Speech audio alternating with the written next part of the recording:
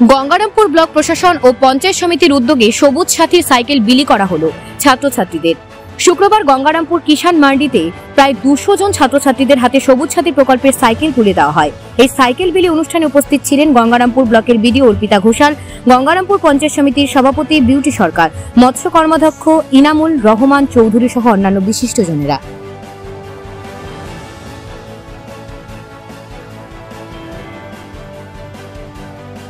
দক্ষিণ দিনাজপুর জেলার কুশমন্ডি ব্লকের নাইট উচ্চ বিদ্যালয়ের মাঠে শীতকালীন বাৎসরিক ক্রীড়া প্রতিযোগিতা উদ্বোধন করলেন কুশমন্ডি ব্লকের বিডিও ডক্টর নয়না দে ও দক্ষিণ দিনাজপুর জেলা পরিষদ খাদ্য কর্মাধ্যক্ষ রূপসানা খাতুন, নাইট উচ্চ বিদ্যালয় ভারপ্রাপ্ত প্রধান শিক্ষক মাহবুব আলম।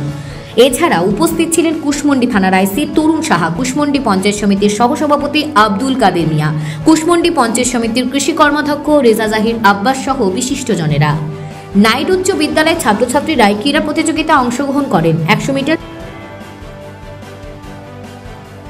বংশীহারি ব্লকের জোরদিঘি এলাকার মহাগ্রাম প্রাথমিক বিদ্যালয় প্রাঙ্গণে অনুষ্ঠিত হল প্রাণী সম্পদ প্রদর্শনী। এদিন মূলত বিভিন্ন অনুষ্ঠানের মধ্যে দিয়ে প্রাণী সম্পদ প্রদর্শনী অনুষ্ঠিত হয়। প্রাণী সম্পদ প্রদর্শনী উপলক্ষে প্রচুর মানুষ তাদের বিভিন্ন প্রজাতির গরু ছাগল নিয়ে উপস্থিত হন।